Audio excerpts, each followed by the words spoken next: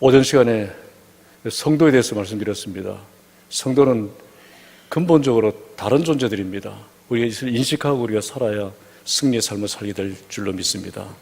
구별된 삶을 살아야 되고, 성도라는 것은 하기오스, 구별되었다, 성별되었다, 차원이 다르다, 이런 존재가 성도라고 말씀드렸습니다. 그렇기 때문에 다른 삶을 살아야 되는데, 다른 삶을 살아야 될 목적은 하나님의 영광을 위해서, 하나님이 우리를 부르신 그 목적을 위해서 우리는 다른 삶을 반드시 살아야 될 줄로 믿습니다. 오늘 이 시간은 이 성도들이 모인 이 무리들이 교회입니다. 새한 교회, 이 교회에 대해서 저는 말씀드리겠습니다. 교회라는 것이 무엇이냐면, 교회는 에클레시아라는 헬라어 말인데, 이 말은 밖에서 불러 모은 사람이다. 바깥에서 세상에서, 죄악 세상에서 불러서 모은 사람이다. 그 성도란 말하고 같은 개념인데, 교회라는 것은 불러 모은 무리들, 사람들. 이 새한교회, 건물이 교회가 아니고 새한교회 안에 부름받은 사람들의 모임, 우리 사람들이 교회입니다. 그래서 이 교회가 우리를 교회로 불러주셨는데, 부르신 또 목적이 있습니다. 하나님께서 왜 교회를 세워주셨습니까? 여러분, 왜 교회 다니셨습니까? 왜 교회 와서 예배를 드리고 있습니까? 목적이 무엇입니까? 목적 없이 우리가 살아가면 굉장히 피곤합니다. 그리고 목적 없이 우리가 무엇을 하면 할수록 보람이 없습니다. 의미가 없습니다. 우리가 신앙생활하는 거 제대로 하려고 그러면 참 힘들어요. 얼마나 세상 사람들이 볼 때에 얼마나 신앙생활, 무슨 재미로 신앙생활 하느냐는데, 그렇게 시간 다 뺏기고 새벽부터 가서 부르짖고, 그리고 그냥 교회 모임이 얼마나 많습니까? 그렇게 우리가 신앙생활하면, 교회 생활하는 것이 참 힘든데, 세상 사람들이 볼 때는, 질이 다른 사람들이 볼 때는 참 힘든 그런데, 근데 왜 우리는 왜 합니까? 목적이 분명하면 우리 보람이 있습니다. 즐거움이 있습니다. 힘든 것을 모릅니다. 하면 할수록 지치지 않고요.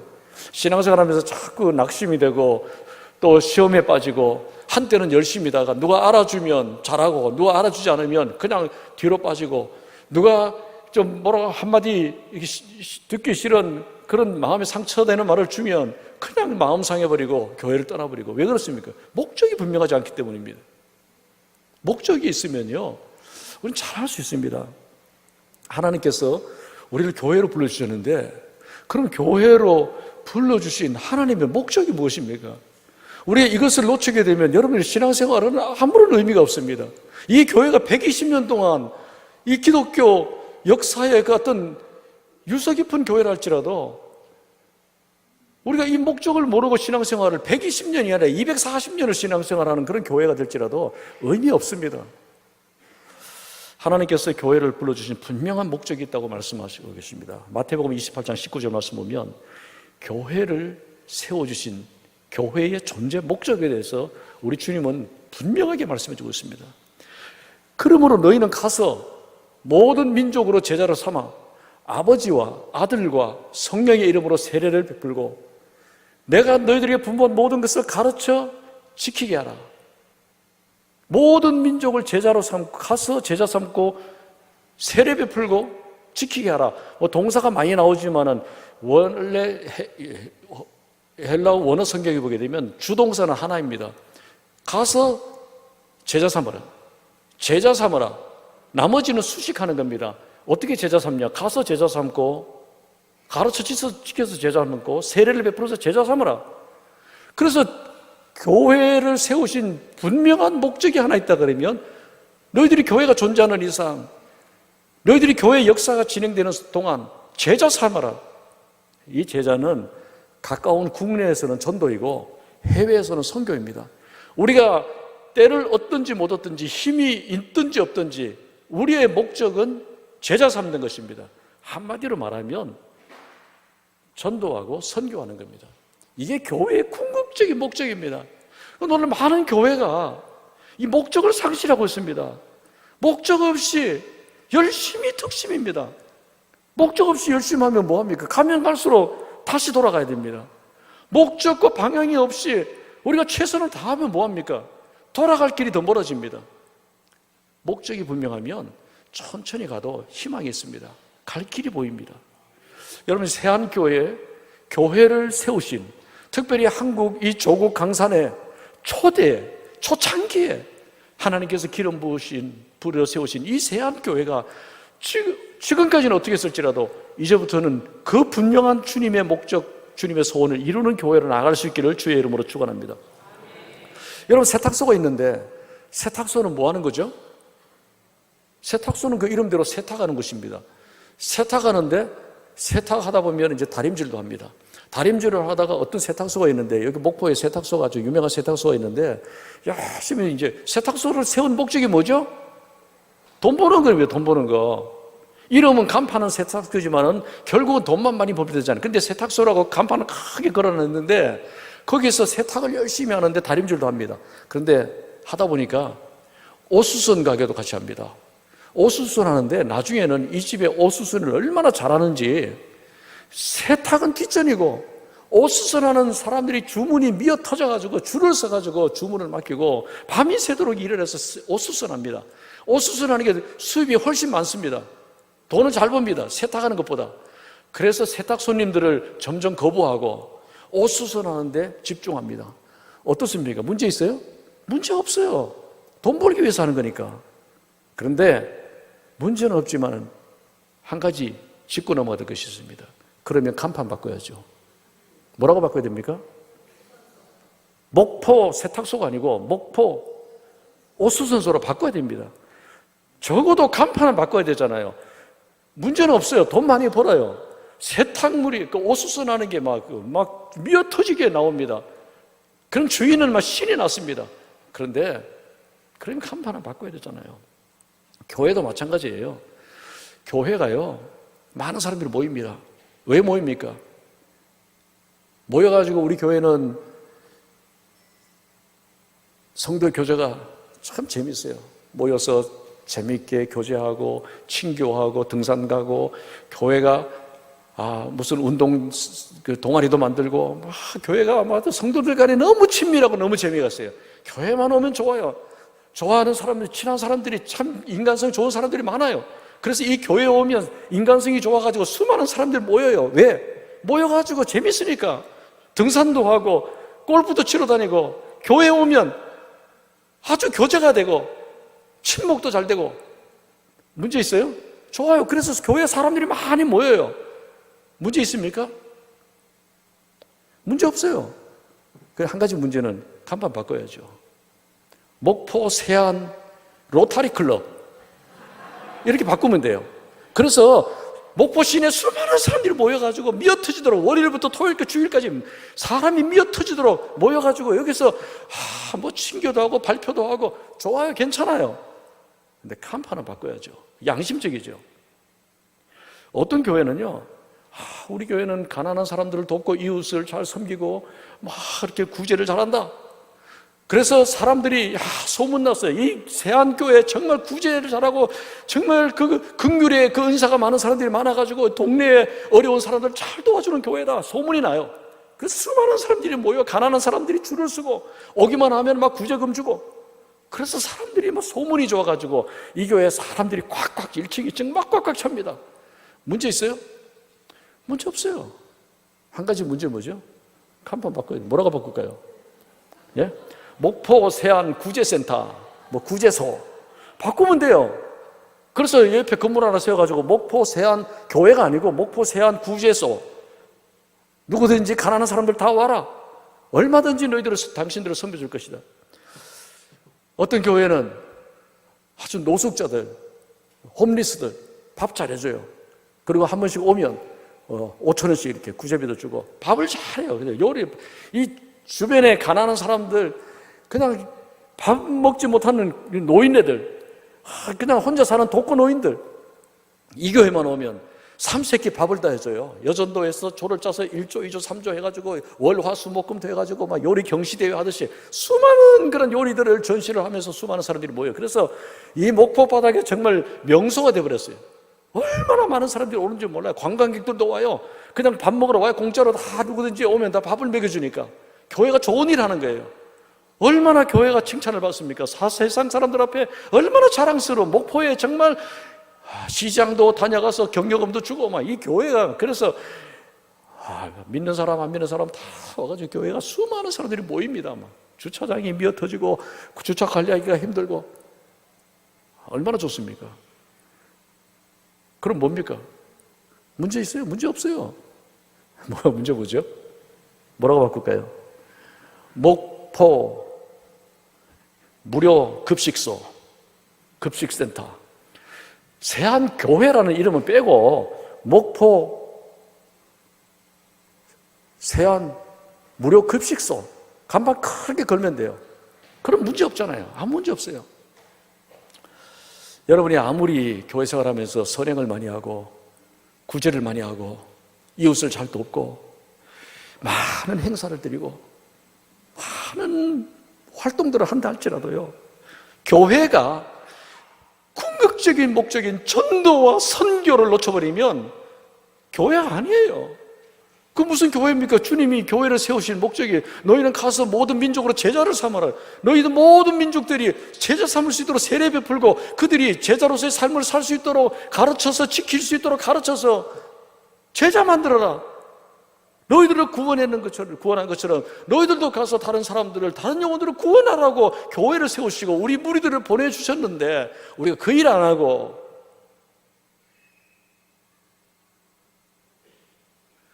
구제하고 봉사하고 열심히 하면 뭐합니까? 우리 주님은 거기에 관심이 없습니다. 여러분, 구제하는 것도 전도와 선교를 위해서, 봉사하는 것도 전도와 선교를 위해서, 여러분이 이웃을 섬기는 것도 주님의 애타는 소원은요, 아직도 죽어가는 그 수많은 분들, 이 교회 구성원으로 들어오지 못하는 세상에서 헤매고 있는 사람들을 불러서 구원할 그 백성들에게 주님의 관심이 있다는 겁니다. 그러므로 우리가 모든 하는 교회 모든 행사, 모든 활동, 모든 것들은 전도와 선교에 집중해야 됩니다. 여기에 도움이 되지 않으면 가급적이면 내려놓으시기 바랍니다. 거기에 도움이 된다면 얼마든지 구제하세요. 그 전도와 선교를 하는데 정말 하나님 나라가 확장되는데 도움이 된다면 얼마든지 친교하셔야 됩니다. 적인 역할을 했던 것을 성경은 우리에게 말씀해 주고 있습니다. 마태복음 16장에 보게 되면 오늘 예수님께서 그 가이사랴 빌립보 지방에서 제자들에게 묻습니다. 이렇게 수많은 사람들이 나를 따르고 나를 추종하고 있는데 이 사람들이 나를 누구라고 하느냐? 나를 어떻게 알고 나를 따르느냐? 그랬더니 예수님의 제자 중에 어떤 사람은 예수님을 예레미야라고도 하기도 하고 예수님을 선지자 중에 한 사람이라고도 합니다.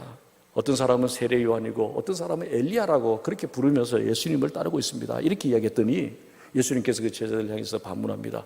그러면 너희들은 나를 누구라 하느냐? 그때 시몬 베드로가 주는 그리스도시요 살아계신 하나님의 아들이십니다.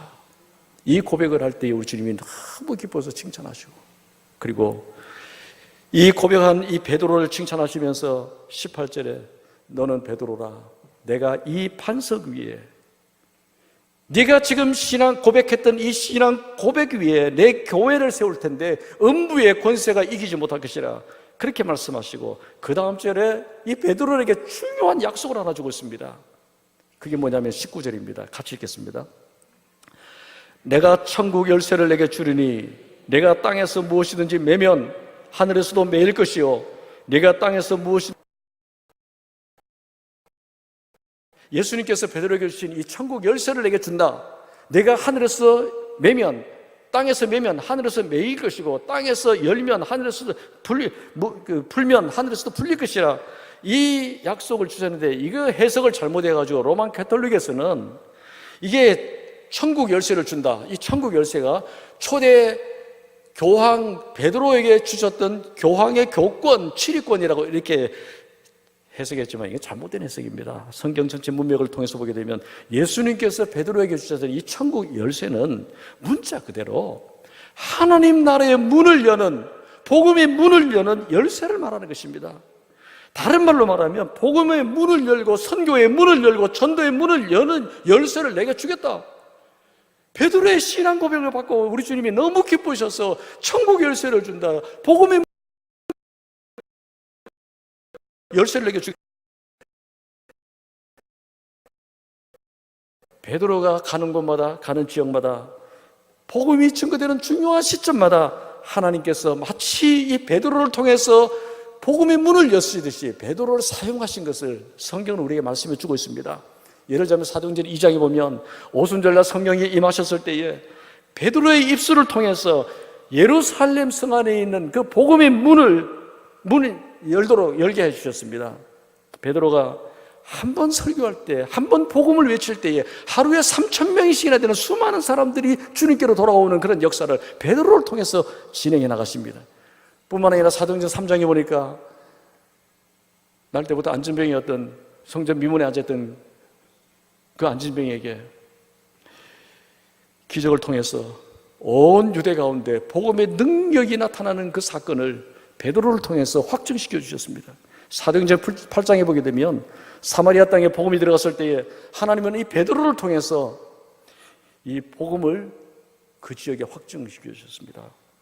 빌립을 통해서 복음이 증거되었지만은 베드로를 보냄으로 그 지역에 복음이 들어간 것을 확증시켜 주는 것을 사도행전 8장에서 지금 기록해 주고 있습니다. 이와 같이 복음의 관문마다 베드로를 세워주시고 베드로를 사용하여 주시고 베드로에게 천국 열쇠를 주셔서 복음의 문을 하나씩 열어가게 됩니다. 그래서 오늘 본문 사도행전 10장에 보게 되면 하나님께서 이 베드로를 통해서 어떤 문을 열고 계십니까? 고넬료라고 하는 이방인의 집에 들어가게 함으로 이방 선교의 문을 또 베드로를 통해서 열게 만들었습니다.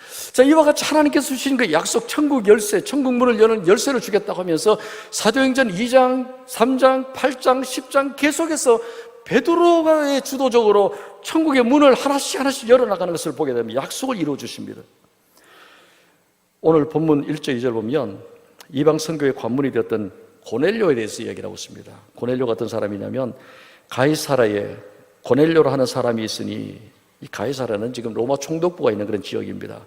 그 지역에 고넬료가 있었는데 이 사람은 이달리아 부대라 하는 군대의 백부장이라. 이달리아 군대는 로마 군대를 말합니다. 로마 군대에 100명의 부하를 둔 백부장. 분명히 이 고넬료는 로마 사람이었습니다. 그렇기 때문에 이방인이었습니다. 그런데 이방인은 이방인인데 2절 말씀 보면 좀 특별한 이방인이었다고 말씀 주고 있습니다. 2절을 같이 읽습니다. 그가 경건하여 온 지방과 더불어 하나님을 경외하며 백성을 많이 구제하고 하나님께 항상 기도했다. 자, 여러분, 고넬료는 분명히 이방인이었죠. 이방인임에도 불구하고 그는 경건하고 온 집안으로 더불어 하나님을 경외했을 뿐만 아니라 백성들에게 구제도 많이 하고 하나님께 항상 기도했다. 여기까지 보게 되면 이 고넬료라는 사람, 하나님을 경외하고 구제도 많이 하고 선한 일도 많이 하고 섬김의 삶을 살았는데, 기도의 삶을 살았던 경건의 삶도 있었는데 한 가지 부족한 것이 있었습니다. 그것이 뭐냐면 예수 그리스도의 십자가와 부활의 복음이 그에게는 증거되지 않았습니다. 이런 상황 속에서 하나님은 이 고넬료에게 환상을 보여주시고 베드로를 그 집에 초청하게 하셔서 그곳에 복음이 들어가게 하신 것입니다. 이방인의 집에 복음이 들어가고 그로 인해서 이 복음이 급속도로 모든 이방 땅에 증거되어서 120년 전에 유진별 선교사님을 통해서 이 교회를 세워주시고 이 한국 땅에 수많은 교회를 세우시고 하나님의 백성들을 구원케 하는 이방인 선교의 문을 열게 하신 것입니다. 여러분, 그 당시 상황에서는 지금 이 사건은 정말 파격적인 사건입니다. 왜냐하면 당시 유대인의 관습에서 보면 유대인은 이방인과 접촉해서는 안 됩니다. 이방인들 상종해서는 되지 않고 이방인의 집에 들어가서도 되지 않습니다. 얼마나 이방인들을 무시했냐면 탈무드에 보게 되면 이방인 여인이 출산하게 될 때에 도와서는 안 된답니다. 왜냐하면 또 하나의 개가 나오기 때문에 이방인을 개 취급할 정도로 그들은 이방인과 상종하지 않은 그런 시대였습니다. 그 정도로 이방인을 멸시하고 유대인들은 이방인을 꺼리었습니다. 게다가 지금 이 베드로는 예루살렘 교회의 지도자 중에 지도자였습니다. 그런데 이와 같은 상황에서 베드로라는 그 위치, 교회 지도자의 위치에서 유대인 중에서도 굉장히 리더십 B급에 있던 사람이 이방인의 집에 가서, 이것은 상상을 할 수 없는 그런 일입니다. 예루살렘 전체에, 교회 전체에 파문을 일으킬 수 있는 그런 심각한 그런 문제가 발생하게 됩니다. 그런 형편임에도 불구하고 베드로가 자기 위치와 유대인의 관습과 전통을 다 깨뜨리고 이방인의 집에 가서 복음을 전했다는 것은 쉬운 일이 아니었습니다. 그러나 분명히 쉽지 않았지만은 이와 같은 베드로가 막혀있던 이방 선교의 문을 열었다는 것입니다. 막혀있던 이방 선교의 문이 열리자 온 열방에 주님의 복음이 신속하게 들어갈 수 있는, 마치 뚝이 무너지면서 그 물꼬가 터지면서 엄청난 그런 물이 온 세상을 뒤엎듯이 베드로가 그 일을 지금 하고 있다는 것입니다. 여기서 한 가지 흥미로운 사실은 이방 선교를 시작했던 사람은 베드로가 아니고 바울이었습니다. 바울이 이방 선교를 주도했지만은, 그러나 이방 선교의 문을 열었던 사람은 베드로였다는 사실입니다. 베드로가 이와 같은 어려운 상황에도 불구하고 이방 선교의 문을 열었기 때문에 오늘날 온 열방에, 온 이방 땅에 구원의 문이 활짝 열리게 된 것입니다. 이방 선교가 가능했고, 그 이방 선교가 가능함으로 인해서 이 조선, 이 한반도, 구한말 이 한반도에 선교사들이 와서 복음을 전하고, 또 그 복음에 빚진 우리 한국교회가 열방 가운데 수많은 선교사들을 열방 가운데 보내게 되고, 이 복음의 물결이 흘러 넘치게 되는 그 첫 번째 단추를, 첫 번째 문을 연 사람이 바로 이 베드로였다는 것입니다. 이런 면에서 오늘 본문에 기록된 이 베드로가 고넬료의 집에 방문한 것은 기독교의 역사 속에서 큰 전환점 되는 정말 결정적인 그런 사건이라고 할 수 있습니다. 그러나 이보다 더 중요한 사실이 있다면 예수님께서는 베드로에게만 이 천국 열쇠를 주신 것이 아니라는 것입니다. 예수 그리스도를 믿는 성도들, 예수 그리스도의 복음을 통해서 구원받은 하나님의 백성들, 이 땅에 살아가는 주의 백성들, 여기에 하나님의 교회로 부름받은 하나님의 사람들, 우리 모두에게 이와 같은 천국 열쇠를 맡겨주셨다는 것입니다.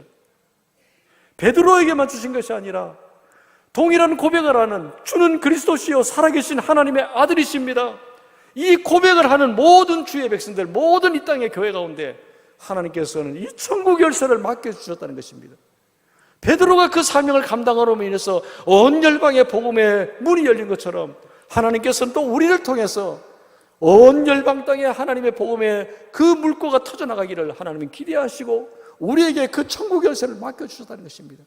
네가 땅에서 매면 하늘에서 매일 것이고 땅에서 풀면 하늘에서 풀릴 것이라, 이 놀랍고 위대한 약속을 베드로에게만 주신 것이 아니라 새한교회 모든 성도들에게 주셨다는 사실을 여러분들 믿으시기 바랍니다. 우리에게 이 은혜를 주셨습니다. 여러분을 통해서 복음의 문이 열릴 수 있습니다. 여러분을 사용하셔서 막혀있던 복음의 그 벽들이, 천국의 문을 열고 막혀있던 하나님의 꿈이 멈추지 않고 땅끝까지 흘러나가기를 하나님은 기대하고 계신다는 것입니다. 그러면 우리가 어떻게 하면, 또 우리의 하나님의 교회, 이 새한교회가 우리가 어떻게 하면 이와 같이 막혀있던 여러 가지 전통과 관습과 우리의 그 목적을 상실한, 그런 방향성을 상실한 우리의 그 오래된 그런 그 전통에 의해서 막혀있던 선교의 문을 열고 하나님이 그렇게 소원하시고 하나님이 그렇게 하기를 원하시는 하나님의 꿈을 이루어드릴 수 있을 것이냐? 어떻게 하면 우리도 하나님이 정말 사용하시는 복음의 빚진 자로서 그 복음의 빚을 갚는 그런 사람으로, 그런 교회로 쓰임받을 수 있을 것인지. 오늘 사도행전 9장에 의해서 오전 시간에 사도행전 9장에 하나님의 사람들은 다르게 살아야 됩니다. 다르게 살고 다르게 산 무리들이 모인 이 하나님의 교회는 다르게 나가야 됩니다. 선교의 문을 여는 교회가 되어야 됩니다. 하나님께서 맡기신 천국 열쇠를 가지고 오늘도 하나님이 우리를 사용하시기를 원하시는 하나님의 꿈을 이루어드려야 됩니다. 어떻게 하면 우리가 그렇게 하나님 앞에 쓰임받을 수 있는 성도와 교회가 될 수 있을 것인지 우리 함께 생각하면서 하나님 주신 은혜를 함께 나누기를 원합니다. 우리가 정말 선교의 문을 열기를 원한다면 첫 번째, 기도의 문을 열어야 됩니다. 한번 따라 하시겠습니다. 기도의 문을 열자. 저 오늘 본문에 보면 기도하는 두 사람을 소개해 주었습니다. 2절에 보면 고넬료가 항상 하나님께 기도했다. 9절에 보면 베드로가 또 기도합니다. 이튿날 그들이 길을 가다가 그 성에 가까이 갔을 그때에 베드로가 기도하려고 지붕에 올라가니 그 시간은 제6시더라.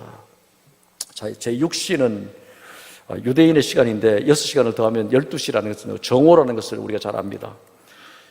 정오에 제6시 기도하는 시간에 베드로가 지붕에 올라가서 기도합니다. 자, 이것을 보면 베드로가 그냥 일시적으로 기도한 것이 아니라 정기적으로 기도 시간을 정해놓고 기도했던 것을 우리가 잘 알 수 있습니다. 여러분, 지금 고넬료는 가이사라에서, 베드로는 지금 가이사라에 자기 집에서 기도하고, 고넬료는 지금 베드로는 요빠라고 하는 지역에서 기도를 했는데, 이 두 사람이 전 다른 지역에서 기도를 했는데 복음 안에서 이 기도가 만나는 역사가 일어나게 됩니다. 여러분, 이게 소위 기도의 채널이죠. 기도는 시공간을 초월합니다. 여러분의 자녀들을 해외 유학을 가든지 출장을 가든지 다른 지방에 유학을 가든지 먼 곳에 있든지 어디에 있든지 떨어져 있어도, 아니면 군대에 가서 군대 생활하든지 그들을 만나기 위해서는 기도를 통해서 만날 수 있습니다. 어디에서 기도하든지 기도의 채널이 연결되면 역사가 일어나게 됩니다. 지금 고넬료와 베드로가 다른 곳에서 지금 기도하고 있습니다.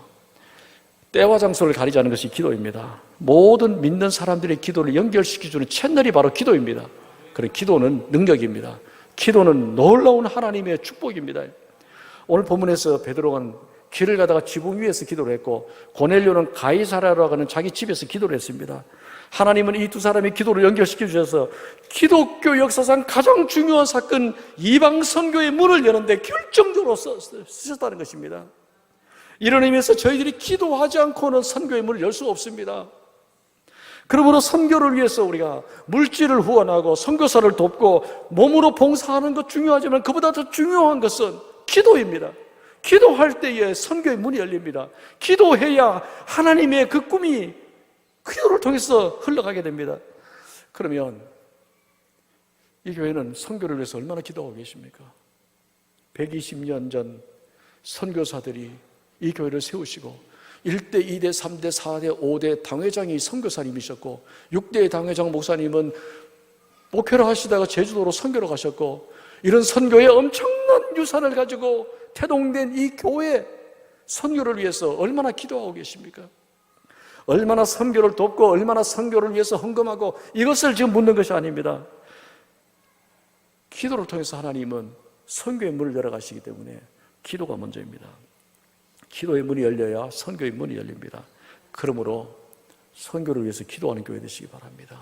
하나님께서 우리에게 지혜를 주시고, 하나님께서 우리에게 환경을 열어주시고, 하나님께서 우리를 그렇게 우리를 통해서 기뻐하시고 우리를 사용하실 것입니다. 여러분, 전주에 가면 그 깡통교회라고 하는 유명한 교회 있죠. 그 이동희 목사님이 목회하시는 그런 안디옥 교회인데, 우리나라 단일 교회에서 선교사를 제일 많이 파송한 교회, 한 450명, 한 500명 정도 되는 선교사를 파송한 그런 교회로 유명한 교회인데, 그 교회 이동희 목사님께서 이런 말씀하신 적이 있습니다. 자기는 교회를 개척할 때에 선교를 위한 교회로 시작했다고 합니다. 그래서 교회의 표가 사도행전 1장 8절, 오직 성령이 너희에게 마시면 너희가 권능을 받고 예루살렘과 온 유대와 사마리아와 땅끝까지 이르러 내 증인이 되리라. 이 말씀을 교회 표로 걸고, 그리고 교회를 개척을 시작했는데, 여기서 예루살렘은 전주시라고 보고, 온 유대는 대한민국, 그리고 사마리아는 북한이나 교도소 특수선교, 그리고 땅끝은 선교지 열방, 이렇게 정해놓고 이 선교를 설립 이념으로 개척한 후에 지금까지 오직 그 한 방향으로 지금 목회를 해 나간다고 그렇게 말씀해 주고 있습니다.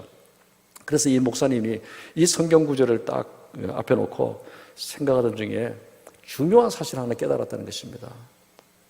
예루살렘에서 시작된 복음이 땅끝까지 나아가는 하나님의 꿈을, 하나님의 소원을, 하나님의 비전을 이루기 위해서 먼저 해야 될 것이 기도였다는 사실을 알게 되었습니다. 사도행전 1장부터 다시 보면 사도행전 2장의 오순절 성령 사건으로 인해서 교회가 폭발적으로 성장하고 그리고 많은 믿는 사람들이 모이게 되는데 그 이전에 1장에서 120명의 문도들이 전심으로 기도했던 것을 발견했습니다.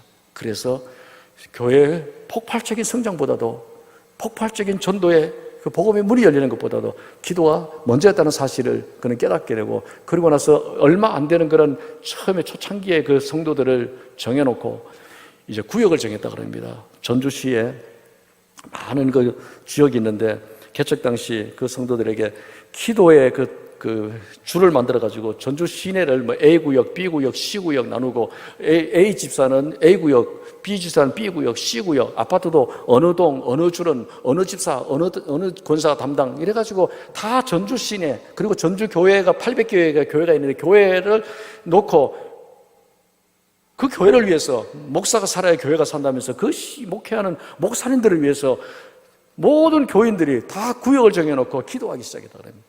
그래서 끈질기게 오랫동안 그렇게 기도했더니 전주시의 시내에 놀라운 일이 일어나게 되더라고요. 교회마다 놀라운 부흥이 일어나게 되고 뿐만 아니라 자기 교회가 폭발적으로 성장하게 됐다는 겁니다. 기도를 통해서 엄청난 부흥의 역사가 일어나게 되고 오늘날 세계 선교의 주역을 담당하는 그런 교회가 됐다고 그렇게 말씀하고 있습니다. 그러므로 여러분, 선교보다도 기도가 중요합니다. 기도해야 됩니다. 선교를 위해서, 주님의 소원, 주님의 꿈을 이루기 위해서, 주님이 우리 교회를 부르시고 우리 교회를 향한 목적을 이루기 위해서 기도가 먼저 됩니다. 기도하는 교회 되시기 바랍니다. 기도의 문이 열려야 됩니다. 그래야 선교의 문이 열립니다. 기도의 문이 열리지 않게 되면 절대로 선교의 문이 열리지 않습니다. 아무리 선교사를 많이 파송하고 아무리 선교 후원을 많이 하고 아무리 선교지를 많이 방문한다 할지라도 기도하지 않게 되면 아무리 열매가 없습니다. 그래서 선교의 문을 열려면 기도의 문을 열어야 됩니다. 두 번째, 선교의 문을 열기 위해서는 하나님이 들려주시는 음성, 하나님의 비전의 문을 열어야 됩니다. 하나님의 꿈을 볼 수 있는, 하나님의 그 꿈을, 하나님의 그 소원을 들을 수 있는 비전의 문이 열려야 됩니다. 11절 말씀 보면 이 베드로가 시장하여서 음식을 먹으려고 하는데 황홀한 중에 하늘에서부터 한 환상을 보여줍니다. 그 환상이 무엇입니까? 11절에서 13절을 같이 읽습니다. 하늘이 열리며 한 그릇이 내려오는 것을 보니 큰 보자기 같고 내 귀를 메어 땅에 들이웠더라. 그 안에는 들여다보니까 각종 네 발 가진 짐승과 기는 것과 공중에 나는 것들이 있더라. 또 소리가 있으되 베드로야 일어나 잡아먹으라. 음성을 들었습니다. 환상을 보았습니다. 음성을 들었습니다. 여기서 베드로가 보았던 환상, 하나님이 환상을 보여주시는데 이 환상은 베드로가 그렇게 보고 싶은 환상이 아니었습니다. 베드로가 정말 보기 싫은 환상입니다. 유대인들의 관점에서 보게 되면 여기 보자기에 쌓여있는 이 환상 가운데 나타나는 이 짐승들은요, 음식은 먹을 수 있는 음식이 아닙니다. 정말 쳐다볼 수도 없는 그런 더러운 음식들입니다. 부정한 음식, 생각하기도 쉽지 않는, 가까이 가고도 쉽지 않은 그런 음식들을 보았습니다. 그리고 그 보여주신 후에 베드로에게 일어나서 이것을 잡아 먹으라. 정말 역겨운 그런 환상이었고 정말 원치 않는 그런 주님의 음성이 들렸습니다. 하나님께서 베드로에게 환상을 보여주시고 베드로에게 말씀해 주셨습니다. 비전을 보여주시고 들려주셨습니다. 흔히 우리가 환상이라 그러면 정말 가슴 벅차게 사모하고 정말 바라고 싶은 것을 보았으면 얼마나 좋습니까? 우리 생각에는 야곱이 보았던 하늘 끝까지 사닥다리가 있고 천사들이 오르락내리락 하는, 그리고 내 자손들을 축복하겠다고 하는 이런 환상을 우리는 보기를 원합니다. 사도 요한이 보았던 새 하늘과 새 땅을 보면서 하늘의 천군 천사들이 찬양하는 그런 소리를 들은 그런 환상을 보았으면 얼마나 좋겠습니까? 그런데 오늘 본문에 보면 베드로에게 보여주신 환상은 그런 환상이 아니었습니다. 베드로는 그런 환상을 본 것이 아닙니다. 생각하고 싶지 않은 환상, 정말 자기가 정말 역겨운 환상, 보고 싶지 않은 환상, 정말 기대하지 않은 환상, 혐오스러운 그런 환상, 이것을 보여주면서 그것을 잡아먹으라. 베드로의 입장에서는 정말 보기 싫은 환상이고, 베드로의 입장에서는 정말 할 수 없는 그런 주님의 명령이지만은, 그러나 하나님의 입장에서는 베드로에게 꼭 들려주고 싶은 그런 환상이었습니다. 하나님의 입장에서는 베드로가 꼭 들어야 될 그런 환상입니다. 여러분, 더럽게 보였지만은 베드로가 보았던 이 환상 가운데, 베드로가 기피했던 이 환상 가운데 거기에 하나님의 꿈이 있고, 거기에 하나님의 소원이 있고, 거기에 하나님의 비전이 있기 때문에 하나님은 지금 베드로에게 이렇게 말씀하고 있습니다. 지금까지 너희들이 더럽다고 여겼던 그 이방인들, 지금까지 너희들이 외면하고 상종하지 않았던 그 이방인들이 그야말로 내가 꼭 구원하고 싶어하는, 내가 원하는 나의 백성이다. 베드로에게 지금 이 말씀을 하시는 것입니다. 너희들이 그렇게 싫어하고 기피하는 그 사람들, 그들에게 내 마음이 있다. 그들을 내가 구원하고 싶다. 너희들의 생각과 다른 나의 생각을 하나님께서 그들에게 보여주시고 들려주십니다. 누군가가 이들에게 복음을 전해야 된다는 메시지를 환상을 통해서 하나님 베드로에게 보여주시고, 베드로는 처음에는 거부했습니다. 그러나 이것이 하나님께서 주신 환상인 줄 알고 베드로는 하나님의 뜻을 따라간 것을 성경은 기록해 주고 있습니다. 그러므로 여러분, 선교의 문을 열기 위해서 우리가 기억해야 될 것은, 우리가 하고 싶어하는 야망하고 하나님의 비전하고는 다르다는 사실을 알아야 됩니다. 우리가 흔히 목회자들이 많은 실수를 하는데, 목회의 비전을 가지고 있는데, 목회자의 목회 비전, 목회자들이 범하는 실수가 뭐냐면, 내가 하고 싶은 것이, 내가 이루고 싶은 것이 하나님의 꿈인 줄 알고 있습니다. 내가 열심을 다해서 이루고 싶은 그 목적이 하나님의 목적과 같다고 생각하고 있습니다. 아닙니다, 여러분. 반대할 수 있습니다. 여러분, 야망이라는 것은 출발점이 납니다. 내 야망과 하나님의 꿈은 다릅니다. 아무리 그럴싸하게 보여도 내 야망이기 때문에 하나님의 뜻과는 다를 수가 있다는 것입니다. 그러나 하나님의 비전, 출발점은 하나님 자신입니다. 이것을 분별할 수 있어야 됩니다. 우리가 선교를 하든지 하나님 주신 사명을 감당할 때에 하나님의 비전을 볼 수 있고, 하나님의 비전을 들을 수 있어야 됩니다. 하나님의 소원을 읽을 수 있어야 됩니다.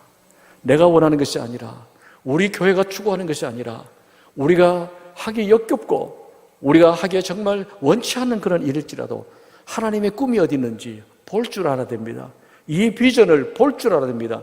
우리 가운데 그런 비전의 문이 열려야 됩니다.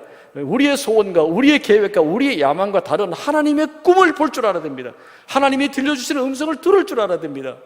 내 뜻과 상관없이, 내 상황과 상관없는 주의 말씀을 들을 줄 알아야 됩니다. 일반적으로 남자와 여자들의 약점이 있는데, 남자들의 약점은 눈에 있다고 그럽니다. 그래서 남자들은 예쁜 것만 보면 정신을 못 차린대요. 근데 여자들의 약점은 뭐냐, 귀에 있대요. 누가 옆에서 달콤하게 속삭이면 그냥 뿅 가는 것이 여자라고 합니다. 근데 우리 그리스도인들은 남자건 여자건 관계없이 눈과 귀가 밝아야 됩니다. 잘 들을 수 있고 잘 볼 수 있어야 됩니다. 무엇을요? 하나님의 음성을, 하나님의 꿈을, 하나님 주시는 환상을 볼 수 있고 민감하게, 예민하게 들을 수 있어야 됩니다. 하나님의 음성을 들을 수 있는 귀가 밝아야 되고, 하나님의 비전을 보는 눈이 밝아야 됩니다. 그래야 선교의 문을, 하나님의 꿈을 이룰 수가 있습니다. 하나님께서 내게 무엇을 말씀하시는지 정확하게 들을 수 있어야 됩니다. 하나님이 내게 무엇을 보여주시는지 정확하게 볼 수 있어야 됩니다.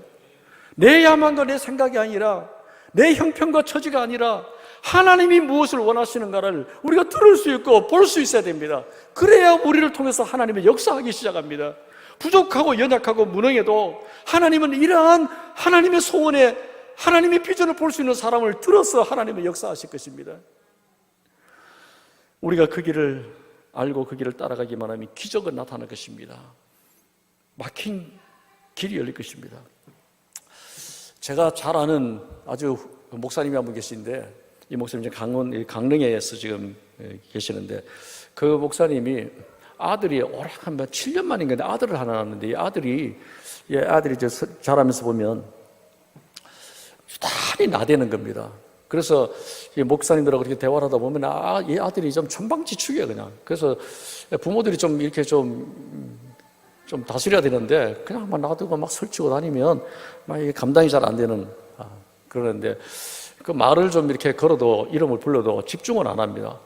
그래서 지난 몇 달 전에 강릉에 갔다가 그 아들을 지금 이제 초등학교 들어갔는데 용돈 하나 주려고 오라고 불렀더니 막 설치면서 난리를 치고 춤을 추고 다니는데 내가 막 쫓아가서 용돈을 주려고 막 잡으러 막 뛰어가도 막 도망 다니고 막 이래서 겨우 잡아가지고 막 억지로 그냥 주머니에다 돈 넣어주고 막 인사해라 머리를 숙이고 그래 막 설치고 그 아이가 자랄 때 그 사모님이 저희 아내에게 늘 뭐 울면서 전화하고 상담을 하는 게 이 아이가 너무 유치원에 갔는데 유치원 선생님이 이 아이가 ADHD 초기에 이제 경계선에 있다고 병원에 가서 진찰 처방받아보라 그런다고 화가 나가지고 내 아들이 멀쩡한데 내 아들이 그러면 유치원 선생님을 막 그냥 화를 내고 막 제가 봐도 좀 경계선이에요.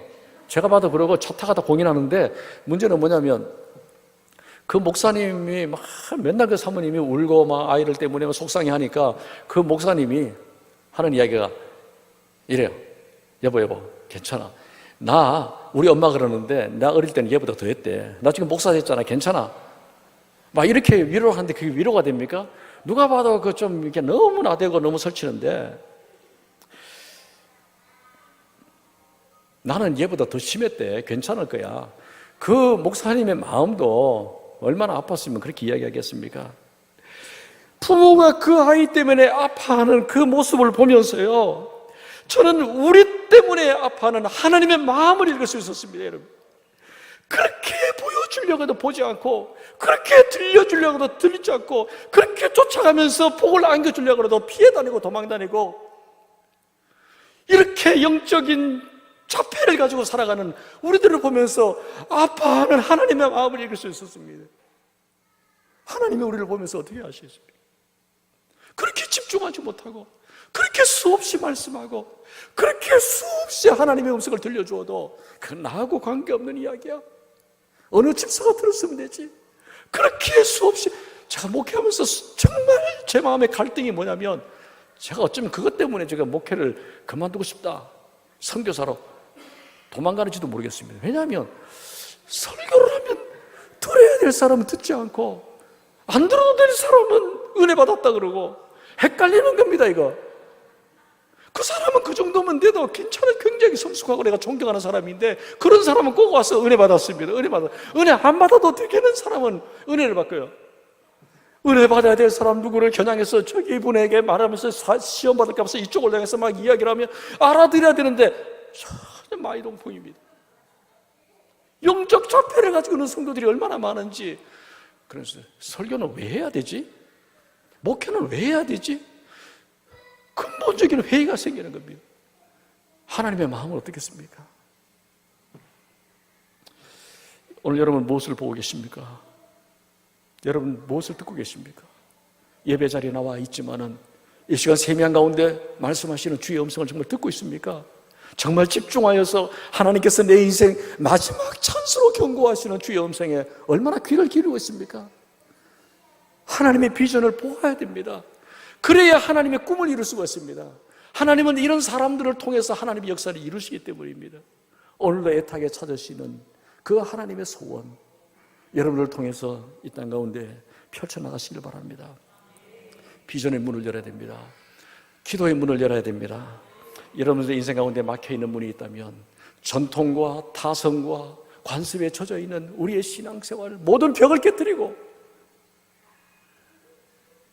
이제 하나님이 그렇게 소원하시는 교회의 존재 목적인 영혼 구원하여서 제자 삼는, 선교와 전도를 위해서 맹진할 수 있는 그런 교회로 세워지기 위해서 여러분 기도의 문을 여시기 바랍니다. 기도할 때에 하나님께서 환상 중에 보여주시는 하나님의 비전을 볼 수 있기를 바랍니다. 기도할 때 하나님께서 들려주시는 그 비전의 소리를 들을 수 있기를 바랍니다. 그래야 하나님께서 우리를 통해서 선교의 문을 열어가시기 때문입니다. 이와 같이 우리가 선교의 문을 열기 위해서는 기도의 문을 열어야 되고 비전의 문을 열어야 됩니다. 환상을 보고 들을 수 있어야 됩니다. 그리고 마지막 세 번째는 순종의 문을 열어야 됩니다. 순종의 문을 열어야 됩니다. 많이 들으면 뭐합니까? 많이 보면 뭐합니까? 순종하지 않게 되면 절대로 우리를 통해서 선교의 문이 열리지 않게 됩니다. 오늘 본문 28절 29절 보면 베드로가 처음 환상을 보았을 때에 거부했습니다. 이와 같이 부정한 것을 잡아먹으러 가니까 하나님이 말씀하셨음에도 불구하고 뭐라 그럽니까? 베드로가 주여 그럴 수 없나이다. 자, 우리 그런 말 많이 하죠.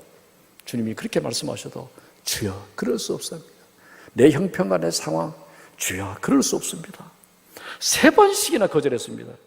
결국 이후에 이것이 하나님의 비전인지를 깨닫고 고넬료의 집에 찾아갑니다. 가서 뭐라 그럽니까? 28절 같이 있습니다. 유대인으로서 이방인과 교제하며 가까이 하는 것이 위법인 줄 너희도 알거니와. 뭔 줄을요? 위법인 줄 너희도 알거니와. 위법이라는 것은 유대인의 관습법을 말하고 있습니다. 오랜 세월 동안 흘러왔던 유대인의 관습, 유대인 사회 속에서 반드시 목숨같이 지켜야 될 그런 전통, 유대인이 이방인의 집에 방문하는 것은 위법인 줄 너희도 알거니와. 불법이라는 것입니다. 이것은 해서는 안 되는 이야기랍니다. 인간 사회에서 도저히 용납할 수 없는 일이라는 겁니다. 위법인 줄 너희도 알거니와. 그 다음 뭐라 그럽니까? 하나님께서 내게 뭐하사? 지시하사 아무도 속되다 하거나 깨끗하지 않다 하지 말라 하시기로. 내 뜻과 내 생각이 맞지 않다 할지라도, 이것이 위법인 줄 알지라도, 내 상식에 맞지 않다 할지라도, 이것이 불법인 줄 알지만 하나님이 내게 지시하사. 그 다음에 29절에 뭐라 그럽니까? 같이 읽습니다. 부름을 사양하지 아니하고 왔노라. 할렐루야. 부름을 사양하지 아니하고 왔노라. 나는 주저함 없이, 지체함 없이, 눈치 보지 않고, 지금 주변의 사람들 상황 아무런 관계하지 않고, 이것은 위법인 줄 너희도 알고 나도 알고 온 사회가 다 알지만은, 그러나 하나님이 지시하셨기 때문에 나는 지체하지 않고 너희에게 달려왔다. 여러분, 하나님이 말씀하시니까 사양하지 않고, 망설이지 않고, 지체하지 않고, 모든 환난과 핍박과 모든 오해를 다 무릅쓰고 하나님이 지시하셨기 때문에 발을 내딛는 것, 순종입니다. 여러분, 신앙생활의 승리의 원인은 순종입니다. 순종입니다. 아무리 많은 성경 지식을 가지고, 아무리 많은 기도를 하고, 아무리 성경 공부를 열심히 하고, 제자 훈련 모든 코스를 다 밟고 순종하지 않으면 그 사람 쓰지 않습니다. 오늘 우리가 하나님 앞에 쓰임받지 못하는 이유가 무엇입니까? 내 생각이 너무 많고, 아는 게 너무 많고, 따질 게 너무 많습니다. 분석하고 비판하고 판단하는 데는 박사들입니다. 모르는 게 없습니다. 자기는 순종하지 않습니다. 하나님이 그 사람을 어떻게 쓰였습니까? 그저 하나님이 지시하시면 지체 없이 달려가야 되는데, 하나님이 내게 보여주시고 들려주시면 순종하고 나가야 되는데, 이게 뭐 신학적으로 맞느니 성경적으로 맞느니 교리적으로 따져보고 내 형편에 맞나 우리 교회 상황에 맞나 이 핑계 저 핑계 다 되면서 너무 생각이 많고 의견이 분분하다 보니까 순종할 게 없어요.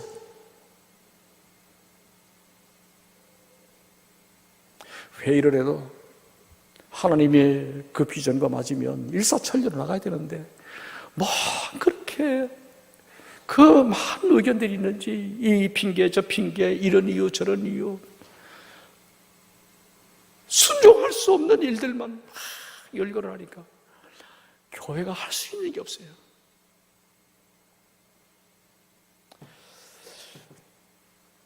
지난 2월 달에 2월 7일이었어요. 그 전에 부산에 가면 제가 나온 고신대학교에 그 의과대학이 있는데, 의과대학에 보건병원이 있습니다. 그 보건병원의 원목실에서 제게 전 직원 예배를 드리는데 강사로 좀 와달라고 요청을 했습니다. 그래서 제가 뭐냐니까 일주일에 한 번씩 그 병원에는 전 직원이 크리스찬들이라 되거든요. 한 200여 명의 직원들이 모이는데 아침 이런 시간에 예배를 드리는데 설교를 20분 하고 그래서 와달라는 겁니다. 그래서 제가 분당에서 그 부산까지 그 20분 설교하러 내가 가기 너무 부담스럽다. 그랬더니 좀 와달라고 그러면서요. 그래서 내가 혹시나 물어봤어요. 당신은 나 모르는데 누가 나를 거기에 추천을 했느냐? 그랬더니 권영호 선생님. 그래서 제가 그럼 가겠다고 그랬어요. 갔어요. 그래서 한 200여 명의 직원들이 모이는데 설교를 하면서 제가 이 부산의 송도 캠퍼스 여기 신학교 다닐 때 신대원 2학년 때 부산의 그 범천교회라고 하는 그런 교회에 전도사로 사역을 했는데 거기 고등부를 제가 지도하고 있었어요. 그 고등학생들 중에서 똘박똘박한 2명의 학생이 있었는데 이 2 학생이 한 명은 입시 처리돼서 한 명은 경희대 한의대를 지원했고 한 명은 서울대 공대를 지원을 했어요. 그래서 제가 2 학생을 불러가지고 전도사가 이렇게 권면을 했어요. 너희 서울에 가면 세속화되고 서울에 가면 그 세상 물드니까 신앙생활을 잘 하고 있었으니까 그때 마침 고신대 의과대학이 생겼어요. 2번째 2기 때였어요. 그러니까 이제 학교 이름도 없고 그냥 무명의 학교지만은 의과대학이었어요. 그래서 신학교 안에 있는 의과대학에 들어가면 기독교 공동체 안에서 훈련을 받고 신앙적인 훈련을 받고 그리고 앞으로 나중에 졸업을 하더라도 학교가 중요한 게 아니라 의사가 되면 의료 선교도 할 수 있고 의미 있게 남을 봉사할 수 있고 의미가 있지 않느냐. 그래서 제가 그 학교에 그만두고 의과대학으로 고신대 지원하라고 제가 권면을 했어요. 그랬더니 이 2 학생이 고분고분하게 그렇게 하겠다고 약속을 받았어요.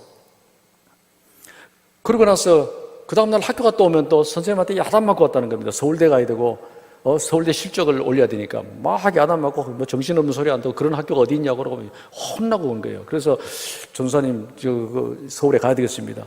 또 제가 붙들고 또 설득하고 2번째 또 설득하고 3번째 설득하고 그래서 제가 할 수 없이 이 2 학생을 내가 데리고 그 병원장, 그 의료원장 그 당시 박영원 원장이었어요. 저도 대학원 2학년 때 그 2 학생을 손을 잡고 들어가서 면회를 신청했어요. 그리고 그 원장님에게 여기 신학교에 대운 의과대학인데 이 신학교 의과대학 설립 목표가 있지 않느냐. 지금 우리 교회에서 신앙생활 잘한 아주 그 신실한 아이들인데 이 학생들이 이 학교에 들어와서 앞으로 이 학교를 이끌어 나가야 될 그런 인재로 키워야 되지 않느냐. 여기 세상에 안 믿는 사람들 불러가지고 이 학교를 기독교 신학교 학교를 할 수 있느냐.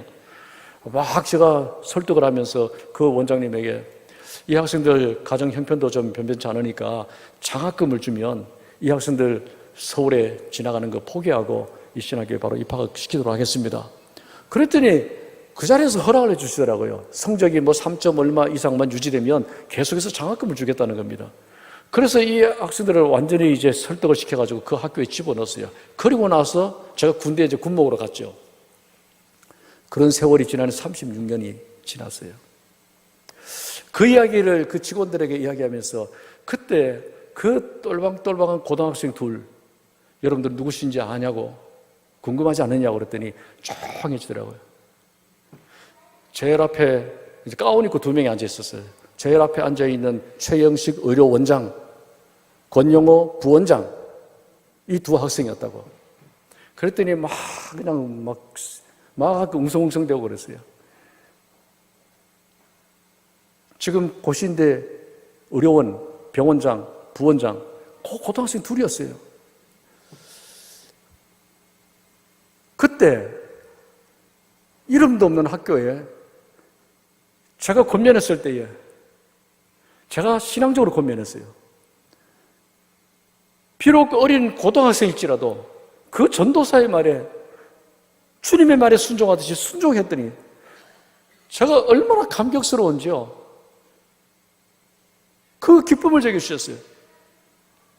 그리고 끝나고 나서 그 직원들하고 같이 이제 차를 마시면서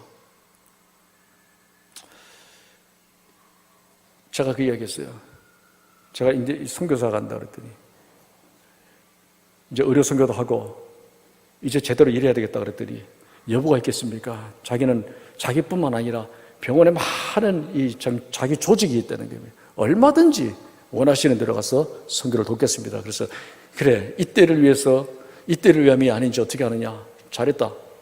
제가 이렇게 연결을 하면서 그랬더니 그 친구, 그 부원장인 그 친구는 서울대에 가려는 친구는 그 직원들 앞에 그런 이야기를 하는 겁니다. 지금도 전도사예요, 절대로. 전도사님, 그때 전도사님 말 안 들었으면 자기가 어떻게 됐을지 생각만 해도 끔찍하대요. 왜? 그랬더니 그 당시에 그 63년생들인데 그 당시에 자기 친구들, 서울대 간 친구들 다 운동권 다 대모해가지고 다 감옥 가고 다 뭐 그래가지고 제대로 졸업한 사람이 없었대요. 그래서 끔찍하다 그러더라고요. 비록 어린 감수성이 예민한 그 아이들, 서울에 상경하려고 청운의 꿈을 안고 고등학교 내내 공부를 했던 그 아이들도 그 작은 일에 순종했더니 하나님께서 그렇게 인도하시고 그렇게 사용하시는 것을 볼 수 있었습니다. 그래서 그날 이 둘을 데리고 인도네시아 선교도 온다길래 증명사진을 그냥 찍어버렸습니다. 같이 찍어버렸는데, 여러분, 하나님의 선교는 우리의 생각이나 우리의 계획이 중요한 것이 아니고 순종이 중요합니다. 작지만 발을 내디딜 때, 작지만 순종할 때에, 한 걸음 한 걸음 힘 닿는 데까지 순종할 때에 하나님께서 우리를 통해서 전도의 문을 열고 선교의 문을 열어가시는 것입니다. 우리를 사용하시는 겁니다. 우리가 아무리 많은 봉사를 하고 아무리 많은 계획을 해도 하나님의 비전 순종하지 않게 되면 조금도 이룰 수가 없습니다. 선교의 문은 결코 열리지 않습니다. 일반적으로 교회 사역에 두 가지 방향이 있다고 합니다. 첫 번째는 메인터넌스, 유지 관리하는 형의 교회. 그래서 교회를 그냥 성도들을 안정시키고 성도들을 붙잡아 매고 성도들을 유지하고 관리해서 이 교회를 현상 유지하기 위해서 애를 쓰고 전전긍긍하는 그런 교회가 있는가 하면, 두 번째 교회 형태는 미션입니다. 사명입니다.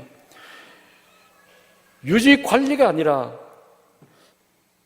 희생하고 손해가 있고 대책이 없어도 사명을 위해서 한 걸음 한 걸음 나가는 교회, 하나님의 이런 교회를 통해서 하나님의 위대한 역사를 이루실 줄로 믿습니다. 그렇다면 세안교회는 어떤 교회입니까? 유지 관리하기 위해서 안달하고 발버둥 치는 교회입니까? 아니면 사명을 위해서 몸부림치는 교회입니까? 우리가 기도의 문을 열고 하나님의 꿈을 볼 수 있고 하나님의 소원을 들을 수 있는 비전의 문을 열고, 그리고 마땅히 하나님께서 우리에게 주신 사명의 문을 열고 사명을 향해서 순종의 문을 열어야 우리를 통해서 선교의 문이 열리게 될 줄로 믿습니다. 오늘 하나님은 이와 같이 선교하는 교회를 축복하십니다. 하나님은 선교하는 교회를, 사명을 위해서 사는 교회를 하나님은 찾고 계십니다.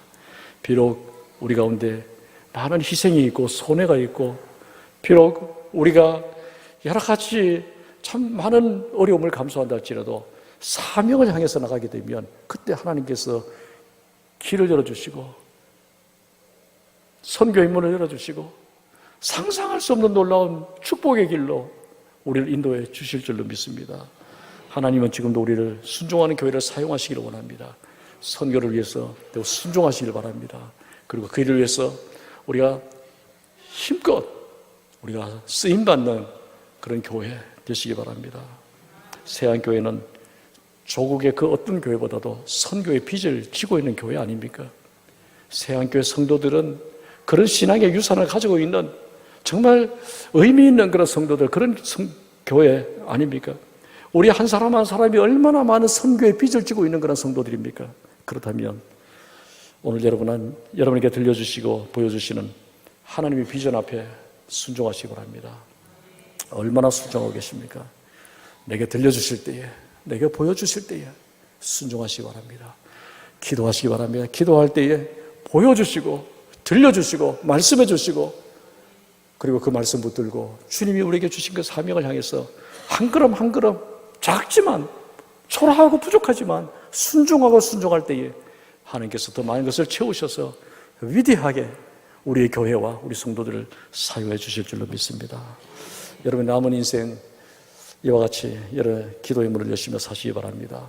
비전의 문을 여시기 바랍니다. 그리고 순종의 문을 여셔서 우리를 통해서 선교에 빚진 이 모든 빚을 열방 가운데 다 갚으면서 주님의 마음을, 주님의 소원을 이루어드리고 주님의 마음을 시원케 해드리는 거룩한 주의 백성들, 주의 성도들 다 될 수 있기를 주의 이름으로 축원합니다. 하나님 아버지, 감사합니다. 주께서 우리를 부르시고 또 우리에게 말씀해 주시니 참 감사합니다. 주님이 오늘도 우리를 사용하시기를 원하시고 교회로 불러주셨는데 교회의 존재 목적인 전도와 선교를 위해서 나아갈 수 있는 거룩한 재단 되게 하여 주옵소서. 그리하여서 참 우리 모두가 기도의 문을